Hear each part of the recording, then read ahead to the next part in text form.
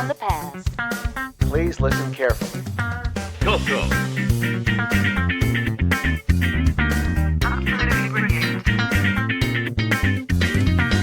Welcome to the CoCo Crew Podcast.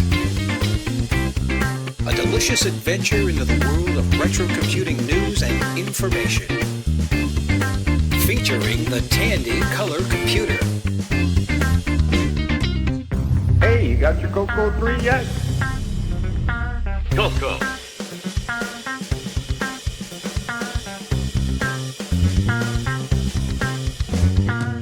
Welcome, CoCo Cruisers.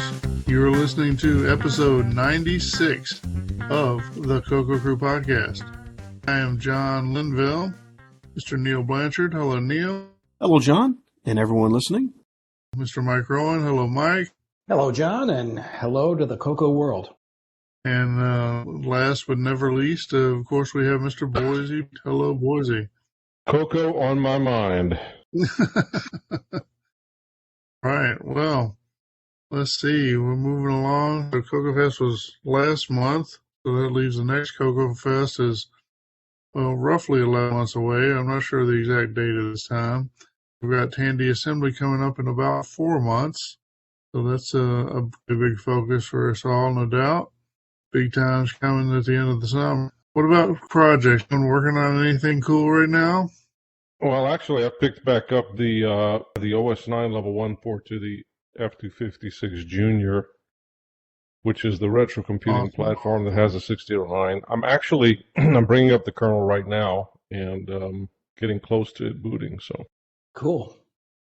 All right, good progress. Cool. So are you in touch with anybody else that has one of those boards? yeah, there's a Discord channel, and there's lots of folks there that have those boards and support various tools and stuff. So it's a pretty nice little community. There's a mix of 6502 and 6809 aficionados on there. So very nice. It's fun. It's not CoCo, but it's sort of CoCo related because it's 6809, and it's kind of neat to port OS 9 to another platform. Sure. Sounds like a lot of fun. Cool. What about you, Neil? You do anything? No, I'm not doing any CoCo projects right now. Actually, I'm, kind of actually, in a sense. I've been organizing my CoCo room. So I'm in hopes of getting into different projects. So nice to have a clean work area. That's always a big task. Yeah, no doubt. My place still looks like a storeroom as ever. So, which you do would be kind of cool because at least I could reach everything pretty easily, but it's sort of becomes a depressing mess. Yeah. I'm busy moving CoCos. I'm moving into a new house. So Cool. Well, let's see. Well, what about acquisitions? Anybody bought anything recently? haven't found anything recently. Did you guys score anything at the last CoCo Fest? I scored a dual deck, a set of floppy drives, which I'm going to interface on the CoCo. Cool. I know everybody's Very talking cool. SD cards these days, but I'm going back old school and running it right off the floppies. Very cool. Yeah, well, I wish I could report up to something cool or obscure or weird. Unfortunately, I'm just not doing anything cool these days. But, eventually there'll be something. well, John, you make up for that because you are cool. Well, I like to think so.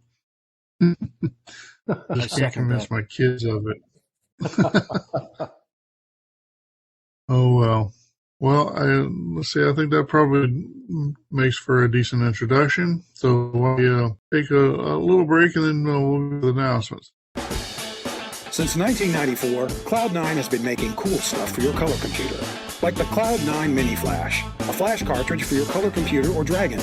The Mini Flash gives you a total of 4 16K banks of flash memory. You can easily flash ROM images into any of the 4 16K banks. Store your favorite DOS ROMs and game packs on the Mini Flash. And the Mini Flash is perfect for prototyping your own ROMs without the need for an EEPROM burner. The Mini Flash comes with Flash programming software and test utilities. It's preloaded with HDB-DOS for DriveWire and 2 games from Retro Tinker, CoCo Dooku and Follow CoCo, so you can use the Mini Flash immediately. The Cloud9 Mini Flash works on all color computer and Dragon models and is housed in a high-quality injection molded cartridge case. The Mini Flash, only from Cloud9. Cool stuff for your color computer. Visit cloud9tech.com for details. All right, welcome to CoCo Cruisers. Now it's time for some announcements. Let's see, you are listening to the CoCo Crew Podcast.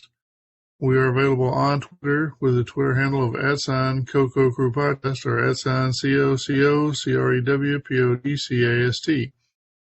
If you are not Twitter averse, free to send a tweet at us and we may tweet back at you. We're also available on Facebook with a group called the CoCo Crew Podcast. That's 4 separate words. So come and join the group, maybe chat with us or give us news tips or new information, or just respond when we're posting on there and ask questions about the CoCo community, and just let us know you're out there. We are a podcast, and so along with being able through a regular podcast RSS feed at cococrew.org, we, of course, are listed on Apple Podcasts and on Google Play. And if additional podcast downloading isn't your thing, but you would like to stream the podcast, then we are available for streaming through Spotify, through Stitcher, and on TuneIn.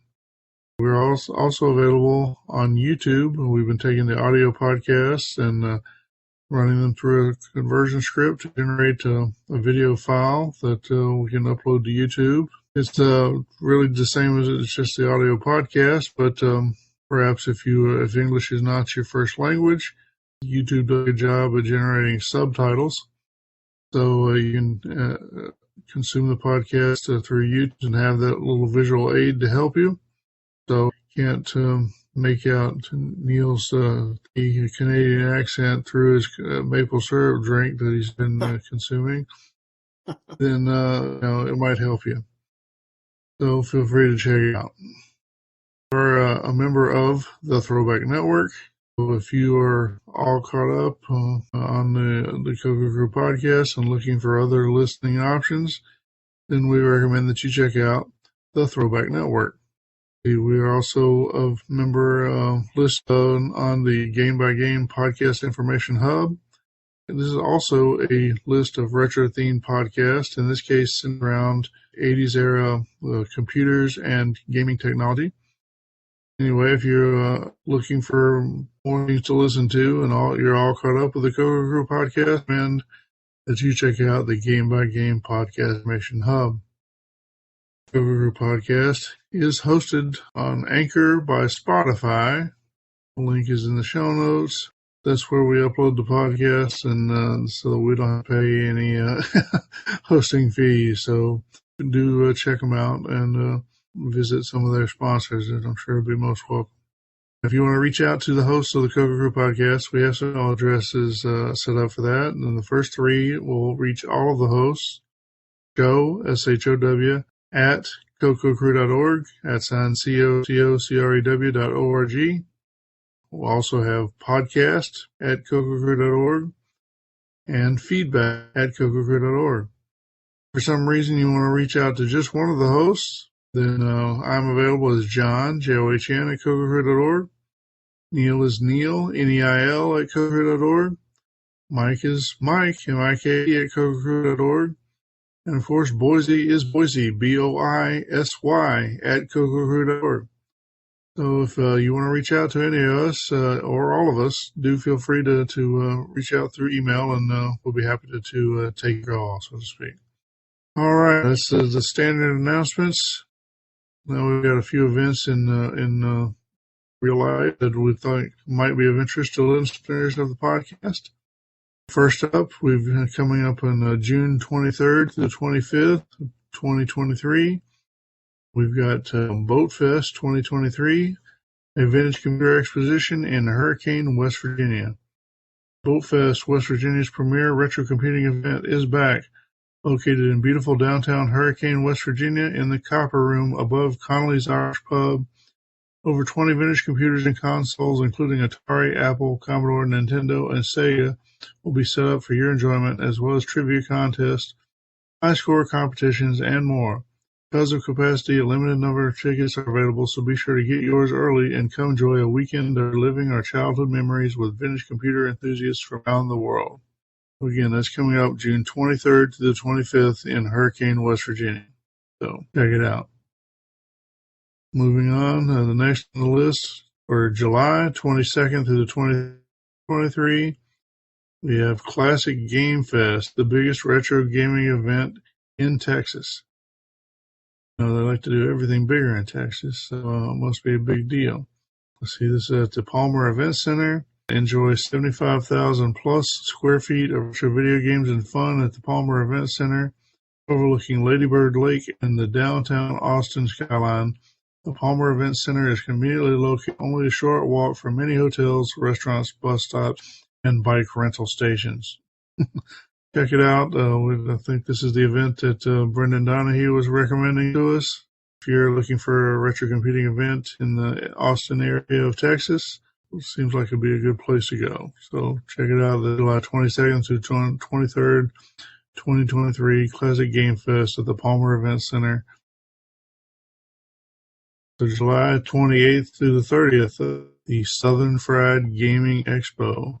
The Southern Fried Gaming Expo features more than 300 arcade and pinball machines, dozens of new and retro console systems, a massive tabletop library, RPGs, wrestling, music tournaments, a vendor expo, exciting panel sessions, guest speakers, and so much more. Game all weekend at SFGE 2023. Now, I hope that they combine the wrestling and the exciting panel sessions, but I doubt that that's true. I'm gonna try to make that one. Yeah, it should be a cool event. Check it out. Of course, last on our list, but first in our hearts, coming up September 29th through October 1st of 2023, we have Tandy Assembly 2023. Love to have you come and talk and learn about Tandy computers. Bring whatever you got to show us and meet a bunch of like-minded folks. Certainly be a big event there in Springfield, Ohio. So come on, check us out. Could be a big fun. You forgot one on it's not on this list, John. What's that? VCF Southwest in Richardson, Texas, or I believe it's somewhere in Dallas.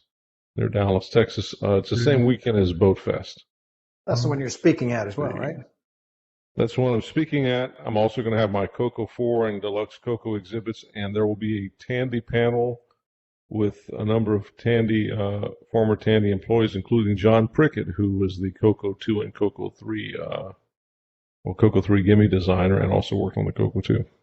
All right. Yeah, sorry I omitted that from the list, but I'll see if I can add it to the show notes when they go out. All right. So that was the whole list for me. So we'll take another little break, and we'll be back with some news.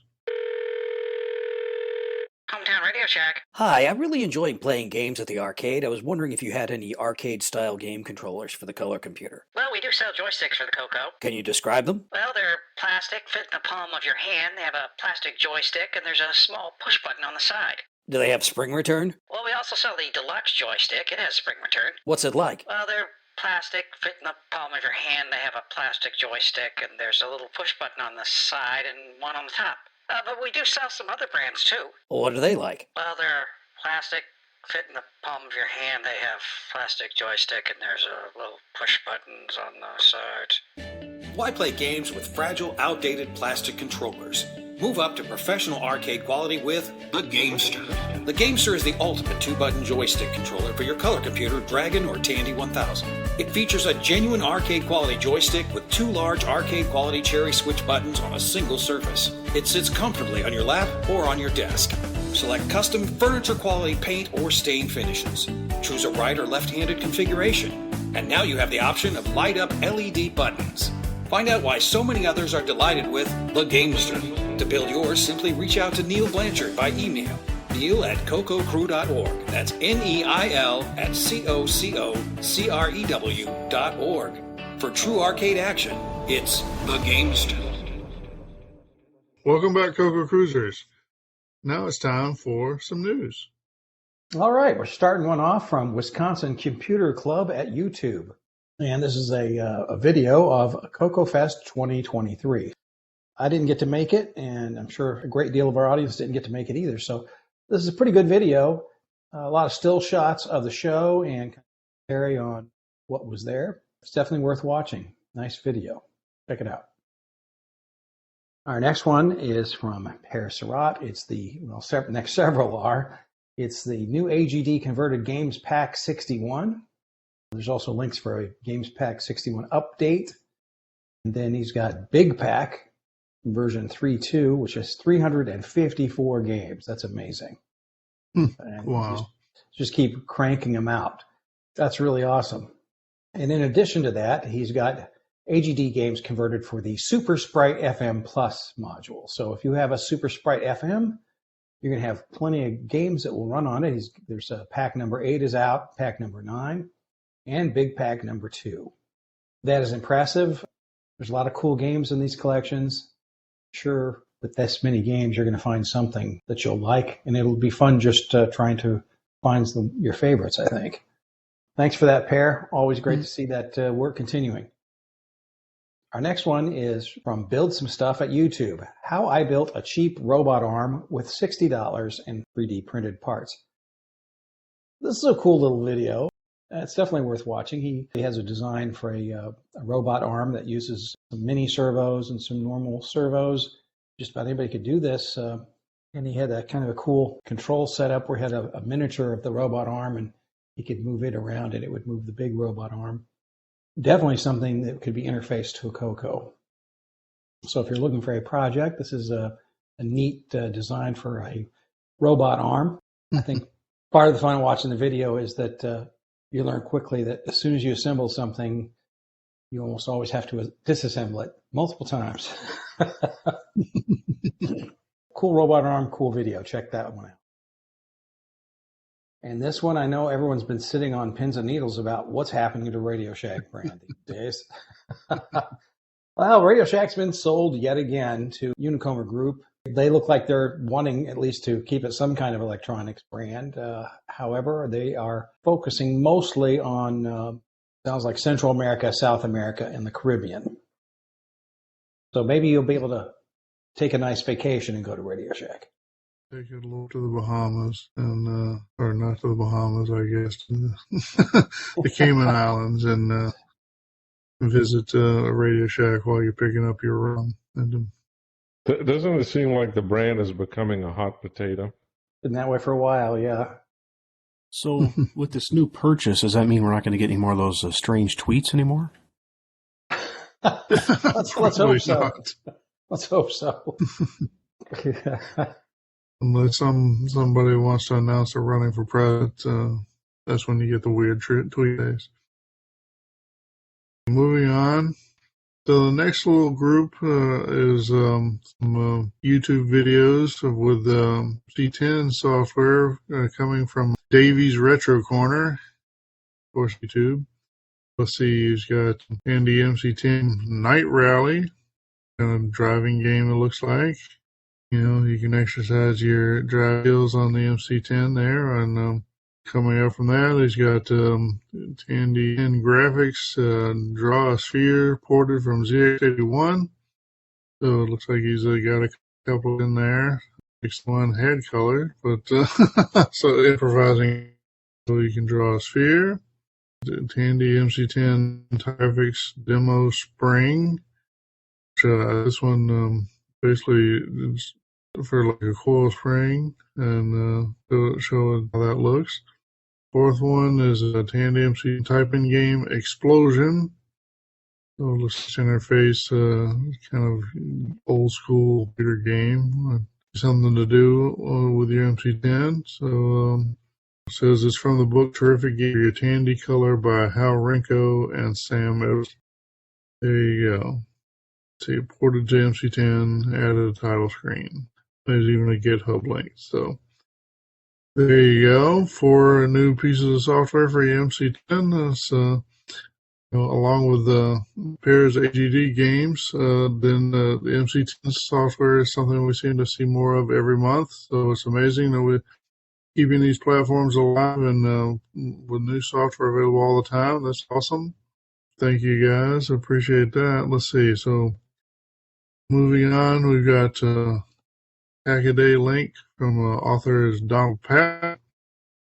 And it says, messing with a cassette player never sounded so good. So he's doing a little electronics hackery on a cassette player. See, it looks like he's got some kind of mixer involved there to play with the audio output. Added some controls. It says what, delay, echo, speed. So probably more hacking than most people want to do on a cassette player, but if you're interested in that sort of thing, it looks like it would be a great way to exercise those electronic hacking muscles. Check it out. See if Donald wants to lead you down a path you want to follow. All right, so moving on. Let's see, we've got a couple of links from Michael Furman. It's a cool little dude in the community. Does a lot of cool hacking stuff.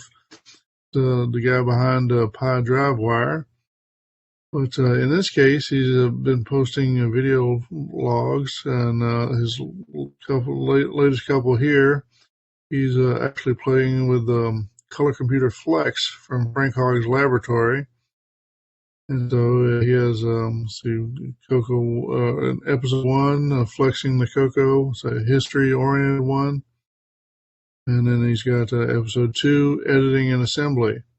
A good little overview of using Flex on the Tandy color computer with the Frank Hogg edition of Flex that was ported over. It kind of was a competitor to OS 9. A little bit different type of operating system, maybe a little more similar to CP/M or DOS. I think it's a little underappreciated in the community these days, but maybe it was always a little underappreciated, and maybe that's why most of us have never messed with it very much. So, still a cool little thing to look into, and looks like Mikey's Tetris. So, who knows where that could go?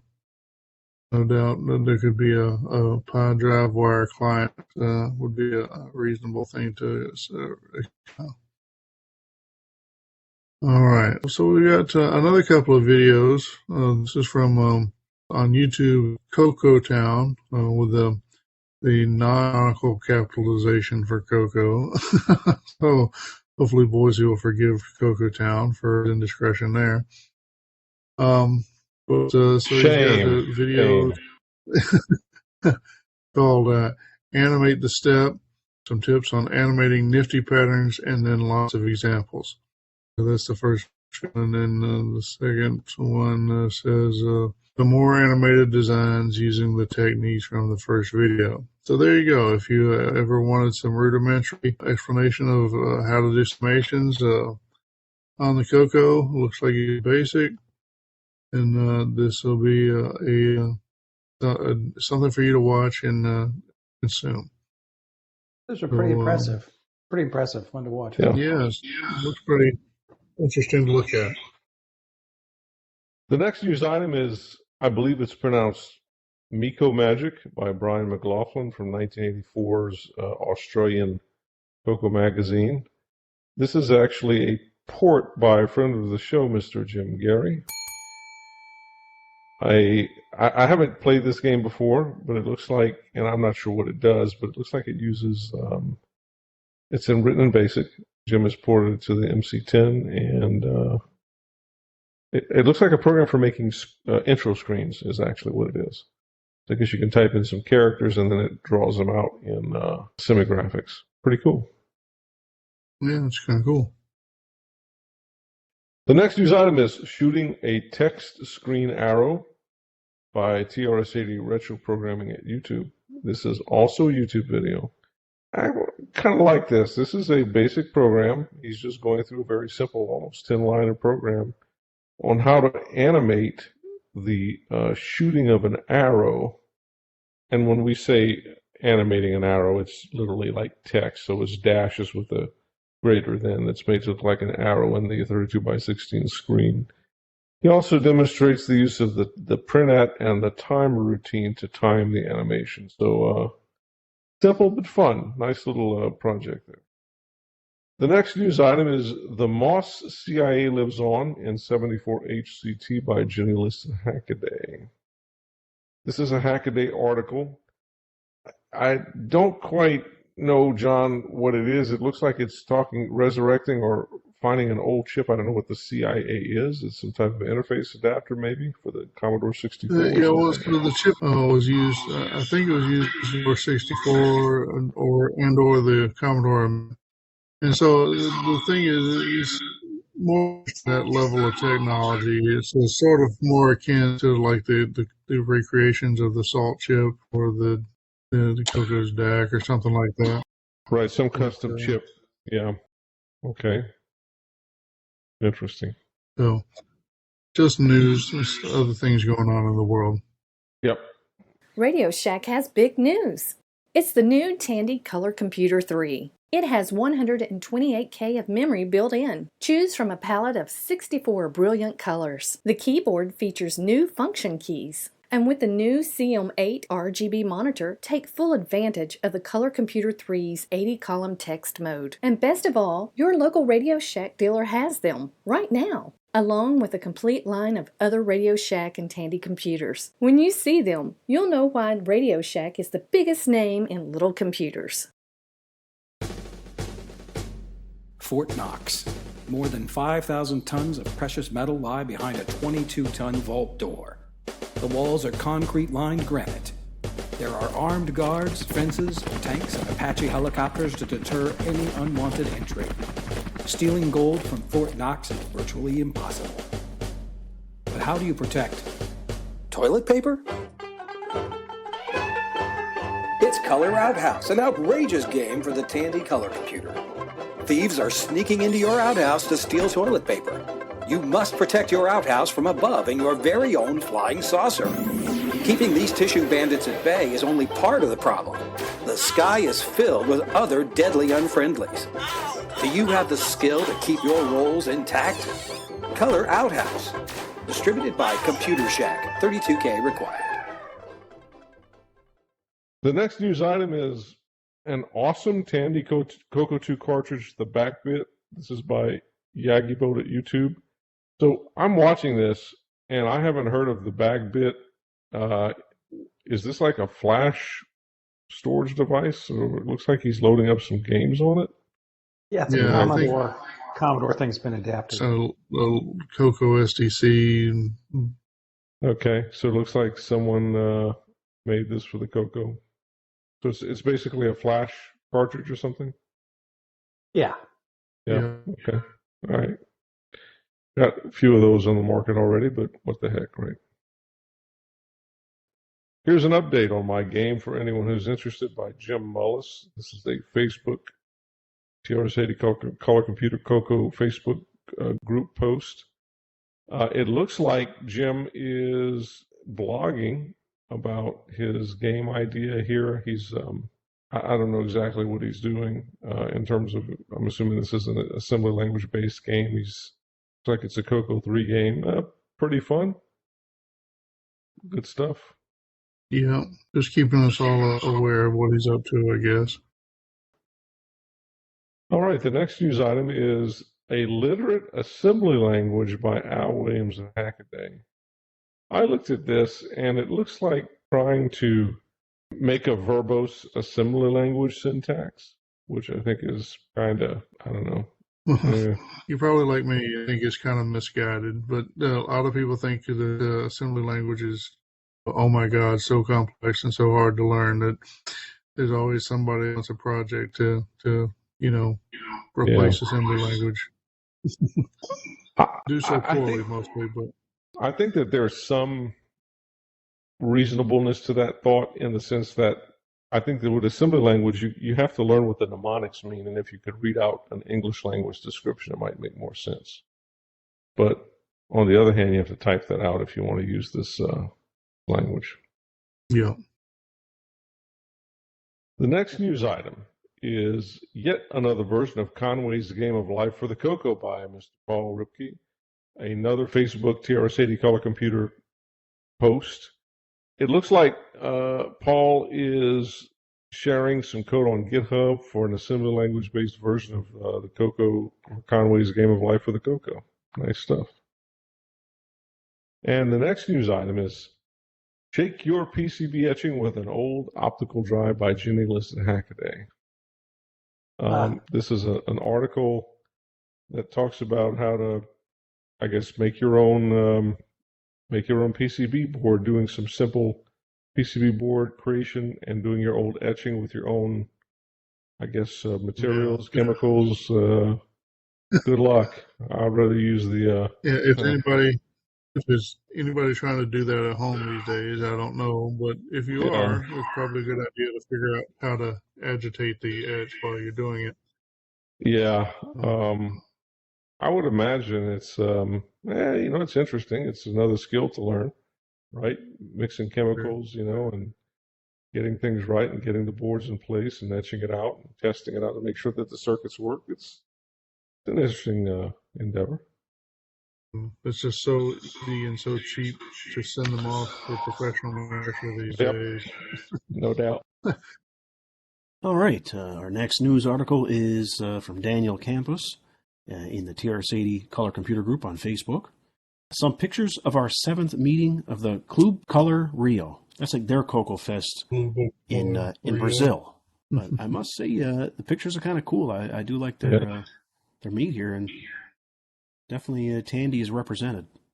John and I were actually considering going to that one year. Remember, John? We were looking into traveling down to Brazil. Yep. Brazil's a little tough because you have to have as a U.S. citizen, you still need a visa. A visa that takes a certain amount of preparation to get. Oh, I didn't realize that. It's like they have a lot of fun, though, which is nice. Yeah, it does. Great time. Awesome job.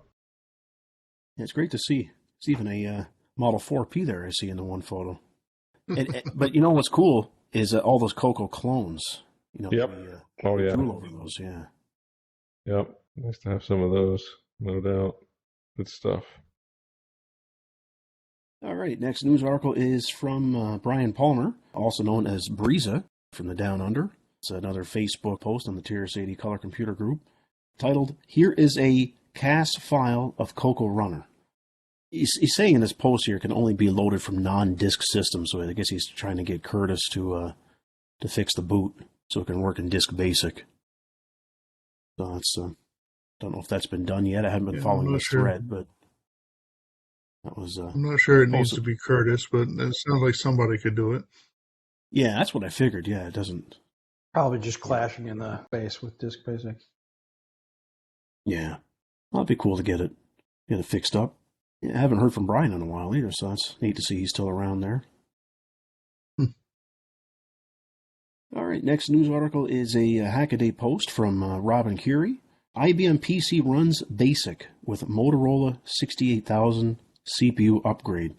This one reminds me of the project you did, Boise, when you put a 6809 in the Atari 8-bit line computers. Yeah, I was just looking at that. That's this is even more ballsy than what I did. But yeah, it's kind of cool. So it shows it's running. So it's an emulated Motorola 68000 running on a Teensy 4.1. Wow, that's crazy. Yeah. Dogs and cats sleeping with each other. It's a crazy world these days. Well, I mean, the various people have talked about, and there apparently were 68,000 CPU options that would run on the CoCo. Yeah. So somebody could use that Teensy and do the same thing on the CoCo. It's a stretch, but if you're looking for a project. Yeah. It can be a CoCo project. Yep. All right, and the next two are from Jim Gary. This is kind of cool to see. So he doesn't just he also goes back and improves games he's coded or transferred to the MC10. So we got Space Mouse, which was a type-in game from a Japanese magazine from 1981. So he had this done a couple of years ago, it looks like, or a few years ago now, And so he's added some improvements to it. And then also a game called 3D MC Chase. So he's fixed that one up as well. Yeah, he made, it shows here he made 3D MC Chase. He made that a few years back in honor of CoCo Fest. So now he's added the ability to use a joypad for the MC10. Oh, yeah. Cool to see. Converting a lot of those to use that joypad. That's pretty cool. Yeah, it's nice to see.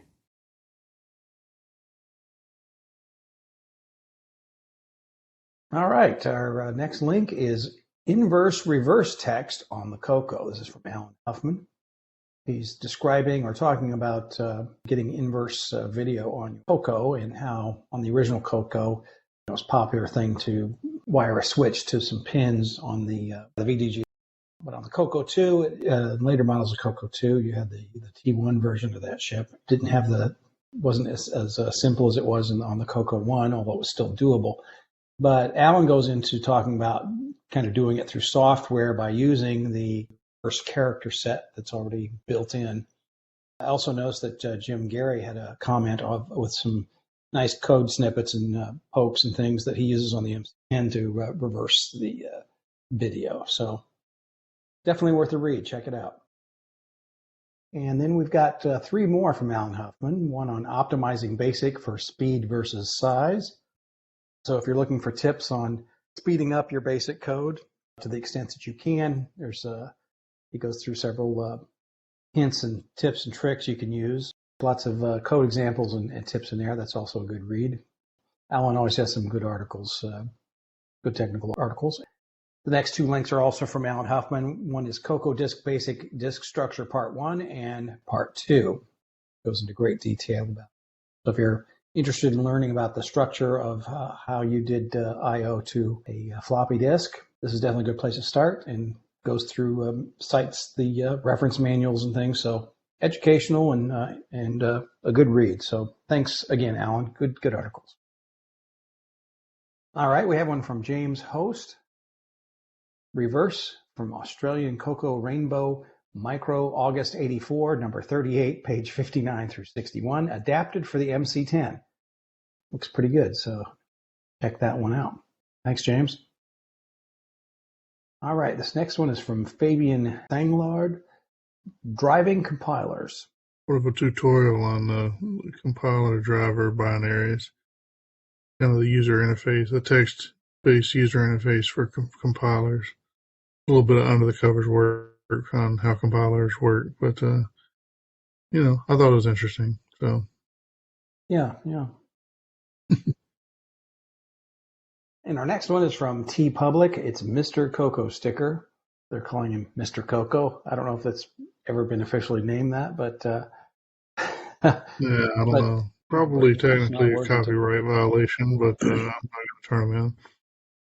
But anyway, the CoCo character from the Learning Extended Color Basic and Learning Color Computer Basic has been turned into a sticker, phone cases, shirts, mugs. So you can there's a link here to Mr. CoCo products. The sticker is $2. It's a 3 1/4 by 2 7/8 inch sticker. So Christmas is coming. Be a good stocking stuffer. That's right, it would be. Tandy keeps red, red like the brake key. Tandy keeps green, green like the TV. Tandy makes all of your dreams come true. Tandy's got the magic of CoCo too.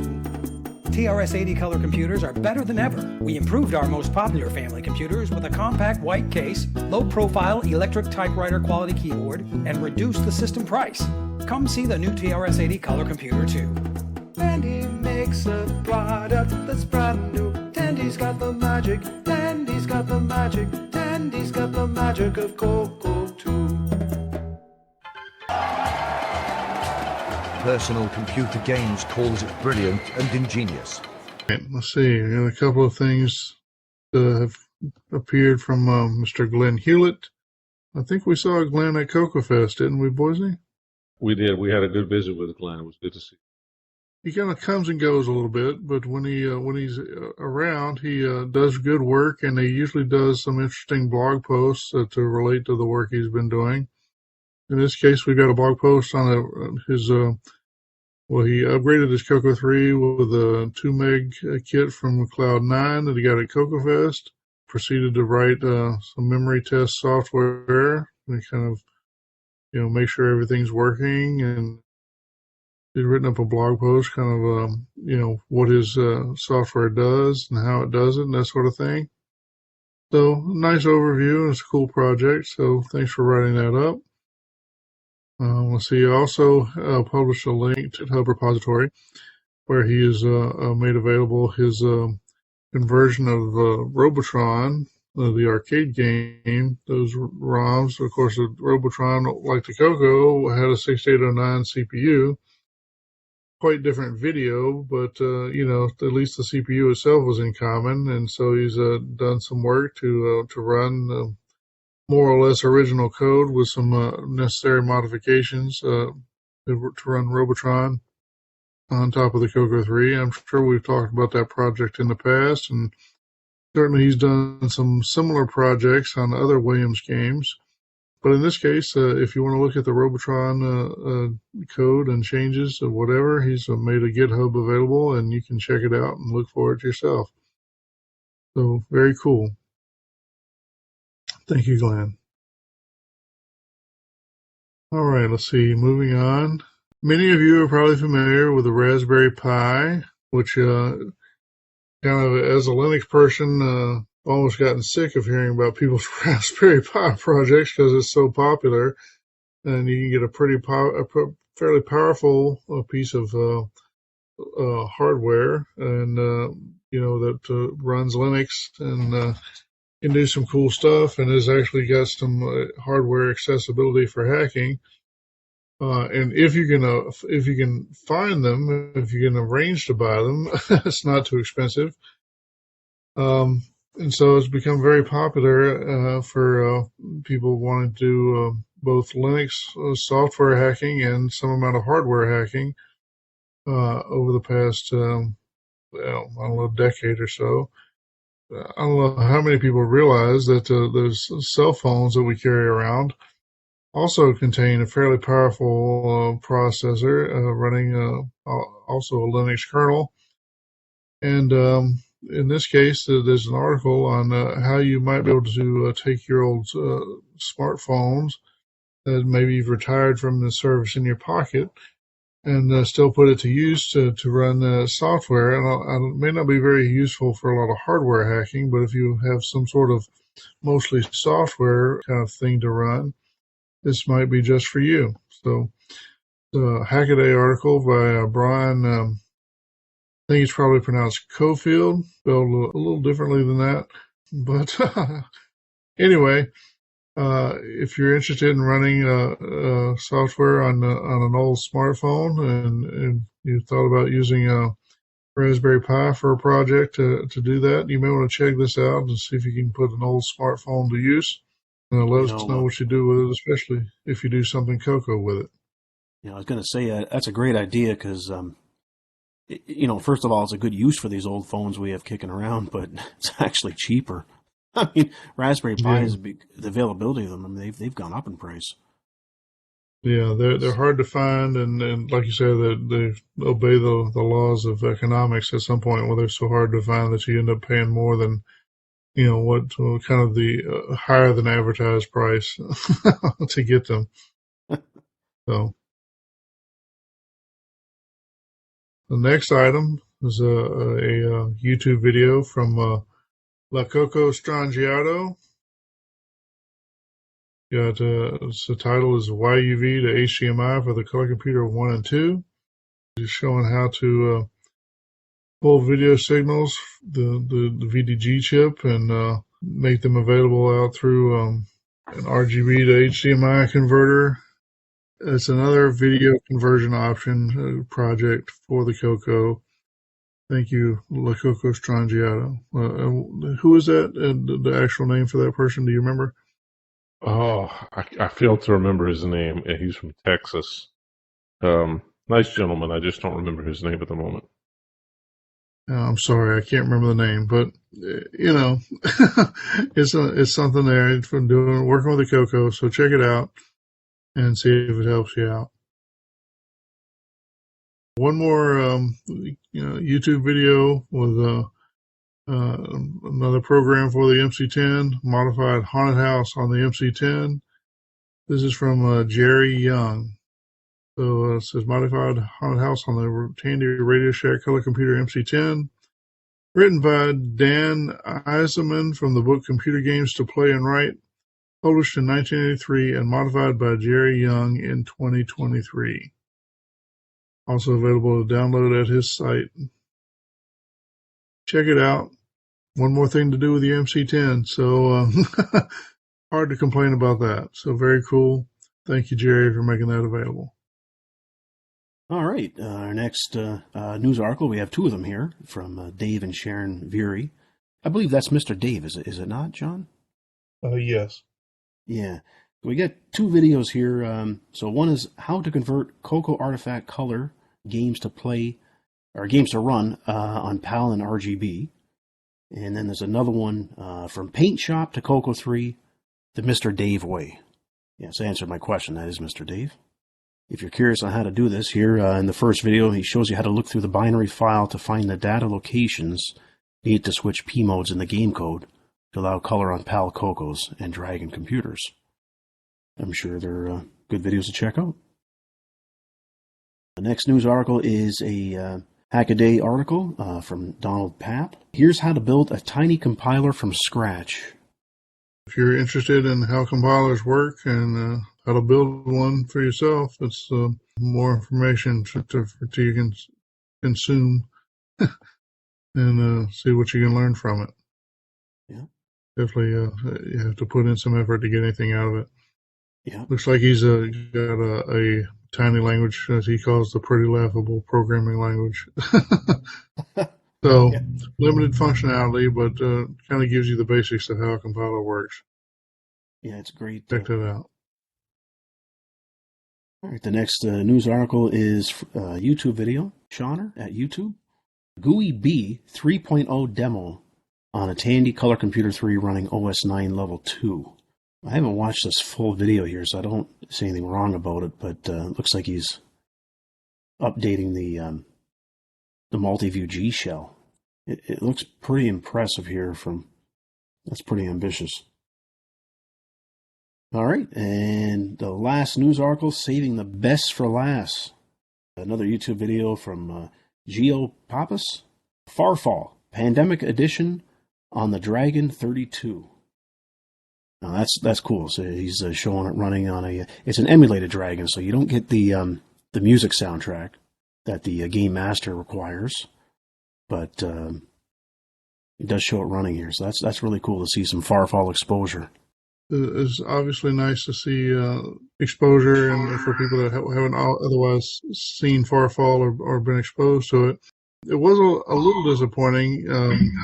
He said he didn't include any sound because it's emulated, but if you use XROAR emulates the hardware. Yeah, I was just going to say that. But feel free to reach out if you want to redo your video with the actual audio. But I'll also put a plug in for the Gamester, which is an excellent way to play Farfall and Real CoCo. My God, like they were made for each other. That's what inspired me. That's right. Yeah. Thank you, George, maybe, for including the plug for Farfall. But like I said, you could have had audio on your emulated Dragon if you'd have just used XROAR with the right switches. So feel free to reach out. The Game Master Cartridge Programming Guide, and it'll tell you how to do it. All right. Well, that is the end of our news segments. So why don't we take another little break? We'll be back with the feedback. Delphi is the world's premier online information service. Download files, chat with friends, send electronic mail, play multi-user games, and even make travel reservations. And with Delphi's new 2020 Advantage plan, you get 20 hours of connect time each month for just $20. and any additional time is only 2 cents per minute. No other full-featured online service comes close. Join Delphi now for just $39.95, and your first 20 hours are free. To sign up, simply use your CoCo and modem to connect to Delphi.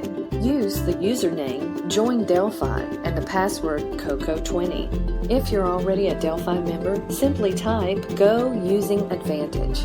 Get 20 hours of real online fun and productivity with the Delphi 2020 Advantage Plan. Delphi, the world's premier online information service. All right, CoCo Cruisers, welcome back for some feedback. Feedback's been a little sparse lately. We did have one this month from Mr. Brian Weasler. He says, I also want to say thank you to Boise for the nice words about my display of my Color Computer 2 kit. I enjoyed talking to you about it. So, very nice. Thank you, Brian. It's good seeing you. Cool display of your Color Computer 2 kit. Nice to hear that you're listening to the show. So. Yeah, I enjoyed I have one of those, so when I saw the way he had it set up in the plexiglass box, I thought it was very, very, very nice. Good job there, Brian. That's it for our feedback. So we'll take another break. We may be back with a discussion amongst the hosts. This month in CoCo history. Welcome to This Month in CoCo History, where we explore events in the life of our favorite home computer.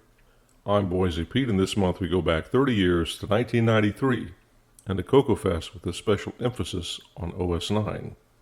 The second annual Last Chicago CoCo Fest took place on May 1st through 2nd of that year at the Holiday Inn in Elgin, Illinois. The 2-day pass for the event was only $10. This fest was notable because it was only the second one that the Glenside Color Computer hosted, and the first Chicago CoCo Fest of several to be held at that hotel. What makes this fest stand apart from others before and since was the emphasis on OS 9.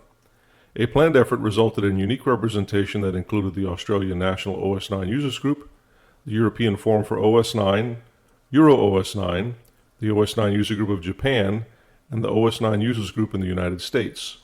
Representatives of each group participated in a well-attended roundtable to discuss OS 9 support worldwide and better communication and collaboration between themselves. On the vendor front, Interactive Media Systems had a booth where they sold their flagship MM1 68K OS 9-based computer.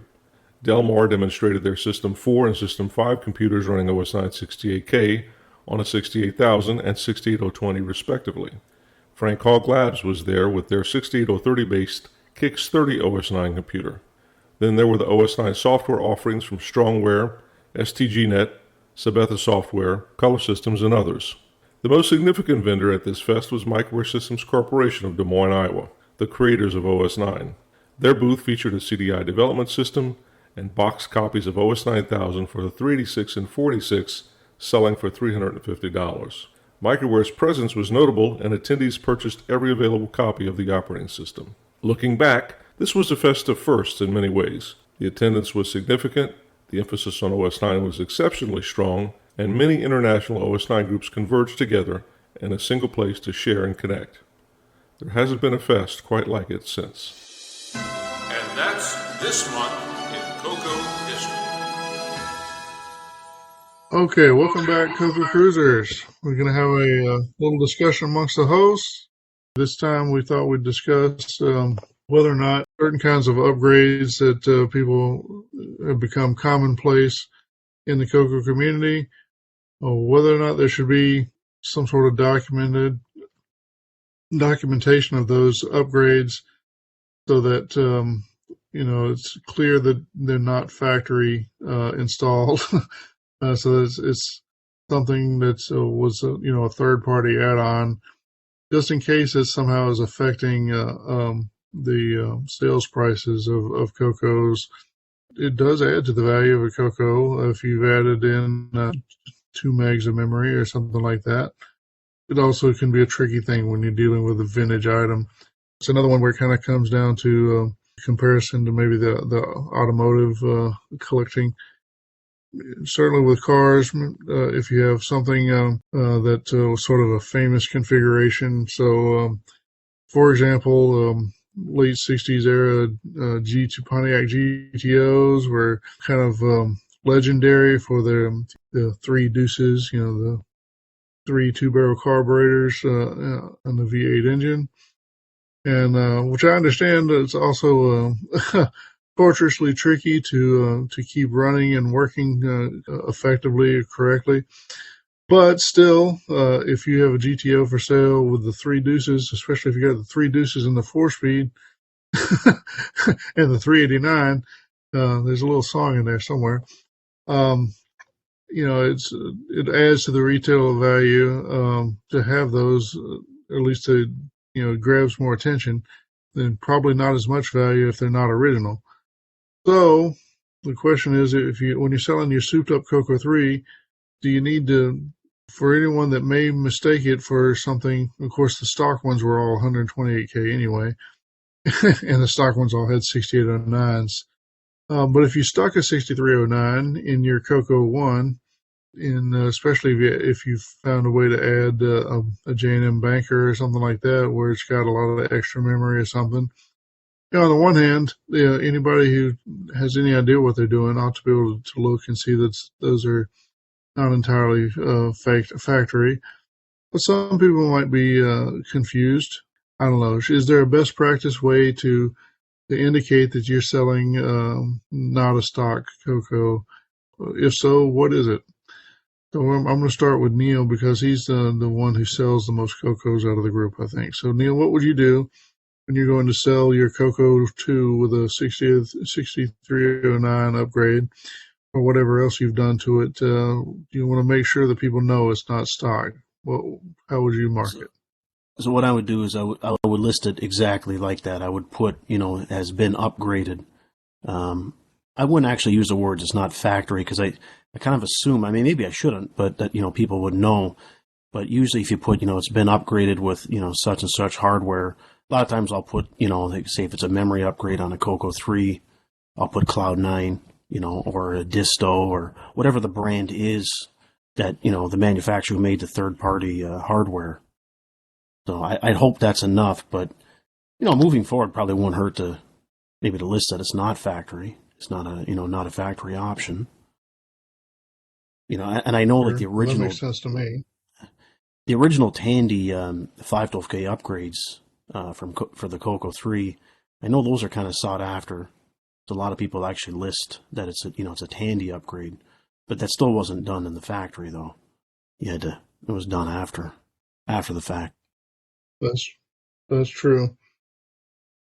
Sometimes I wonder how well appreciated or well known that is that, there were no 512K CoCo 3s from, that's why they all say 128K on the badges.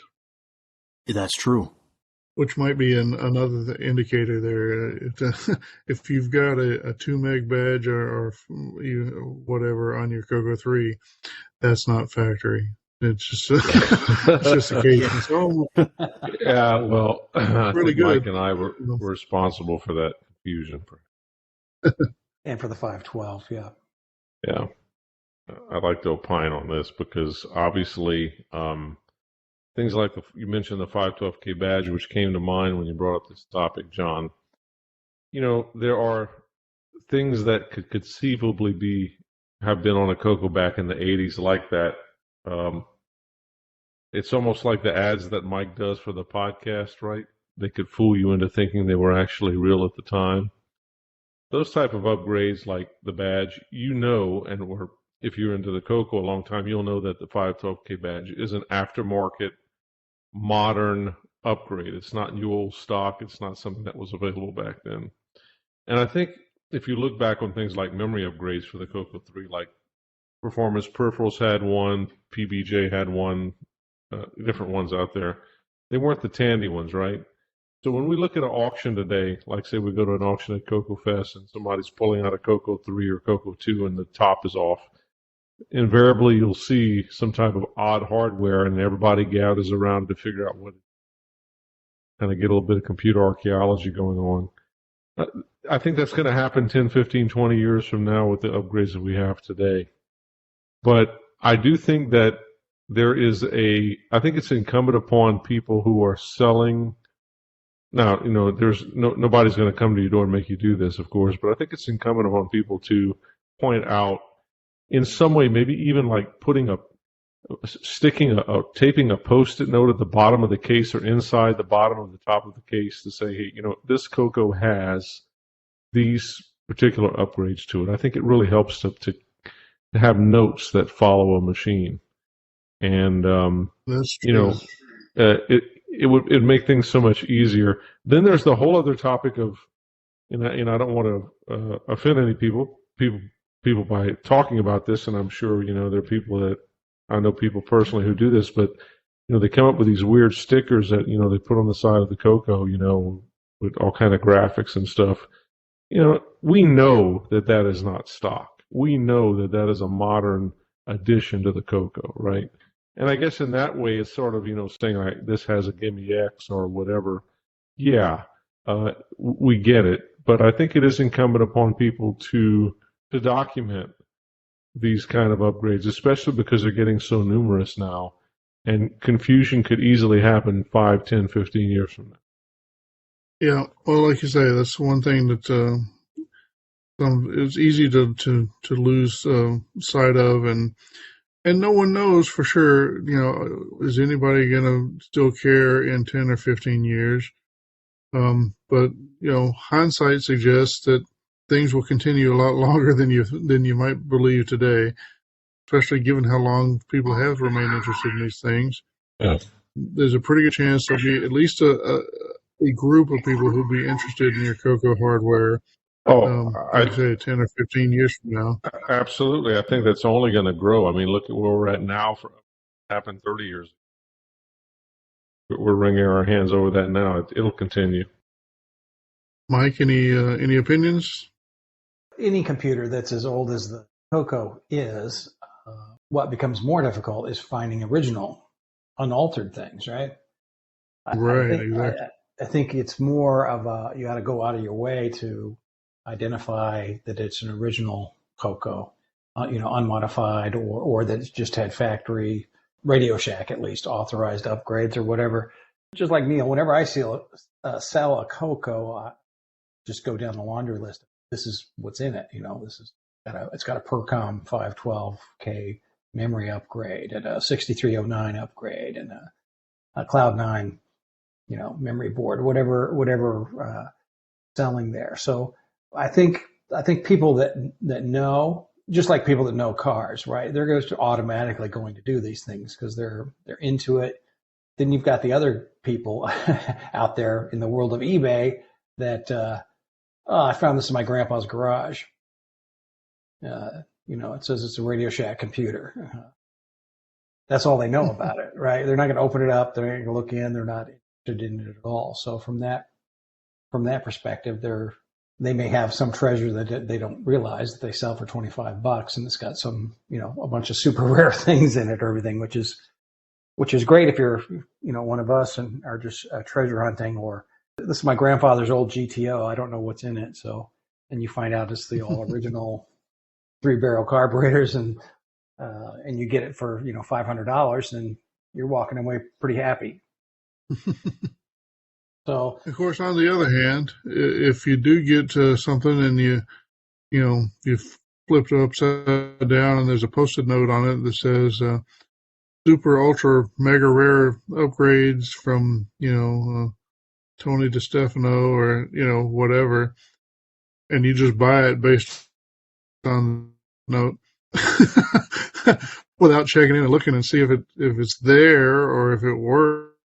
That's kind of a pig in a poke, right? Maybe it doesn't matter if you mark it or not. Maybe it just needs to be a buyer beware situation. But I don't know. It just seems like, to be honest, when you're selling, that you ought to indicate some of these things. And like you said, when they're indicate, maybe that's the in between. Is if you have some old 80s era memory upgrade, is it worth that so that it's not, you don't have somebody trying to call up Mark Marlette to ask him about how he did the PBJ memory upgrade or something like that. Yeah. Yeah. Yeah. I guess we just have to do the best we can with what we got. And I'm not sure we can offer any better advice than that, really. But it's good to be honest and try to be upfront about whatever you're selling, and especially if it's it's full of modern upgrades for whatever modern is. Whenever you've done your upgrading, you should probably jot that down. And if somebody's looking for support on that later, they can at least have some idea of when and where the upgrades came from. Does that settle it? Any more wisdom from the crowd here? I think we've expended it. All right, so let it be written. Okay, well, I think that's probably it for this discussion. I'm going to take a little break. Stay tuned for some more entertainment, and be sure to wait around to hear from Neil. CQ. Amateur radio enthusiasts, turn your color computer into a complete carrier wave Morse code terminal with hardware and software from Mytronics. The KA9FSQ-CW modem plugs into the ROM pack of your color computer and interfaces to your transceiver. And the KA9FSQ translator software enables you to transmit and receive Morse code at up to 60 words per minute. This fully machine language program features split-screen transmit and receive, a 255-character keyboard buffer, and automatic CQ using your own call letters. Or try the W9AV translator. Transmit from 5 to 50 words per minute and receive at up to 30 words per minute. You also get 9 message memories and a CW practice mode. See our newest catalog for pricing on these and other products. Amateur radio solutions for your color computer from Mytronics, Milwaukee, Wisconsin.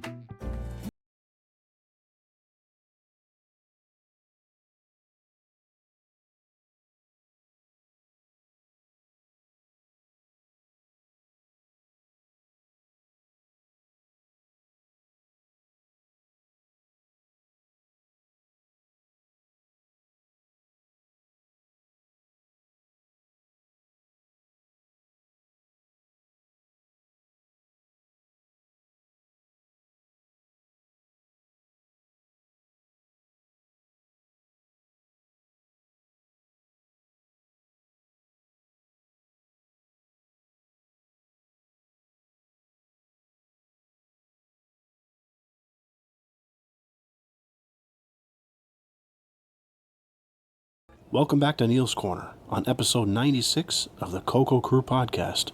This month, I'll be reviewing a piece of new hardware to help cure my CoCo Fest blues from last month.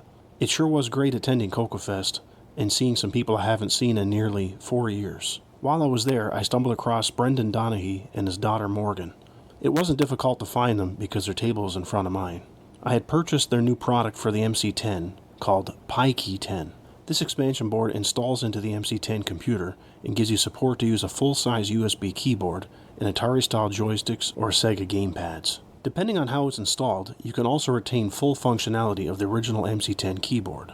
Now, for any of you who know the inside of the MC10, you know there is practically no space inside it. You are probably wondering, how does this fit inside? Brendan came up with the idea to 3D print a riser which fits between the MC10 case halves, so it sandwiches in the middle. Another nice feature by using the spacer is it allows for placement of joystick, keyboard, reset, and power switch in the front. Yes, that's right, you now have a proper power switch with an LED on the front panel.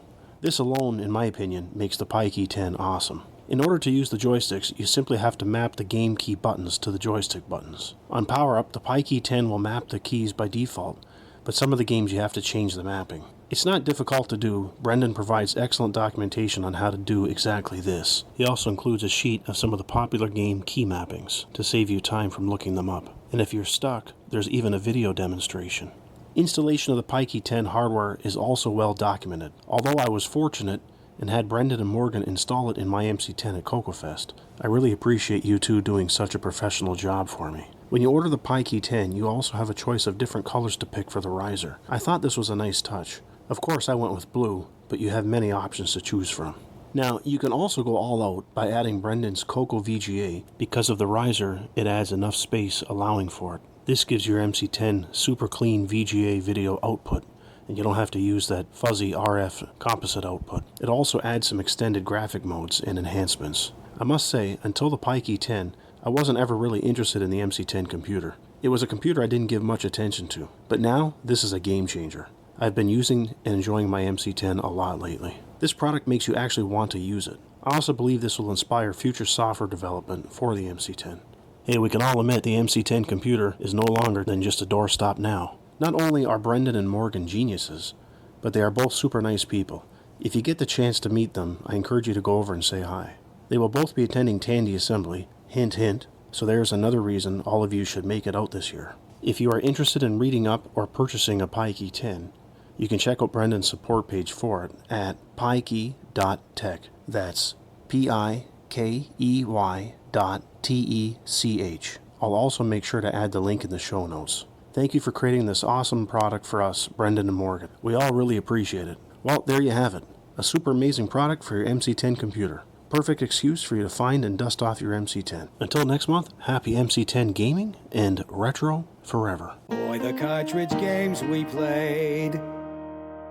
All the aliens we slayed. Man, it was your own arcade. Those were the days.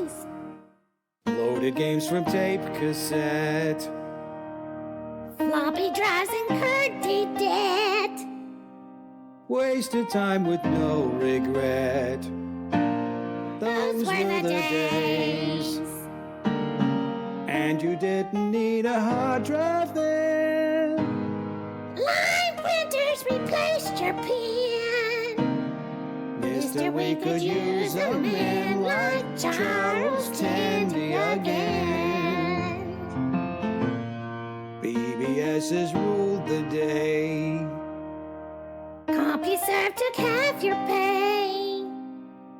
Fit it all in 64K. Those were the days. We sat and stared at glowing screens. Typed in code from magazines. Everybody's loyalty was determined by their machines. When you had a job to do, Basic always got you through. accidentally typing new. Those were the days. Well, it's that time again. We have reached the end of the podcast. Episode 96 has come and gone. Not to worry, we'll be back next month for another CoCo installment for your listening pleasure. As usual, I'd like to thank our host John Linville for procuring all the news articles and providing us with informative text segments.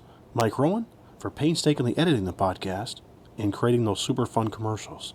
Boise Pete, our CoCo historian. He remembers it, so you don't have to. Last but not least, a huge thanks to all of you who listen and support us each month. We also do appreciate your feedback. Until next month, happy CoCoing and retro forever. It's a blast from the past. Please listen carefully. CoCo.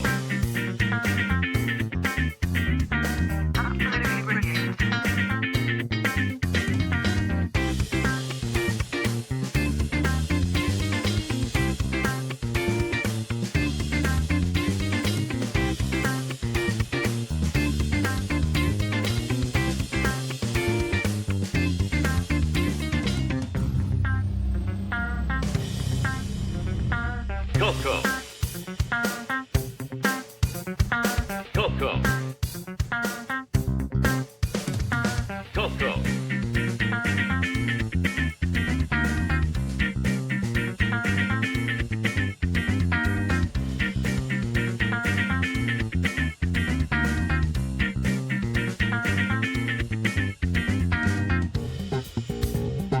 Dance like there's no tomorrow. What is this crazy rock and roll music anyway? It's a blast from the past.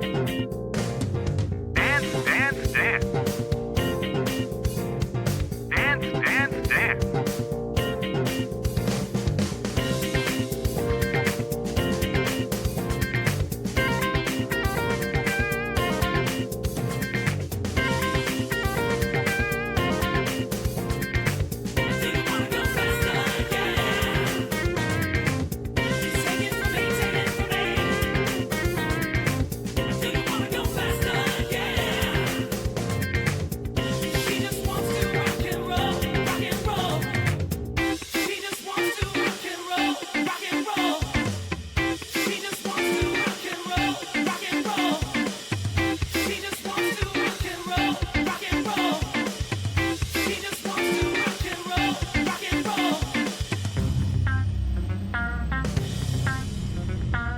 CoCo.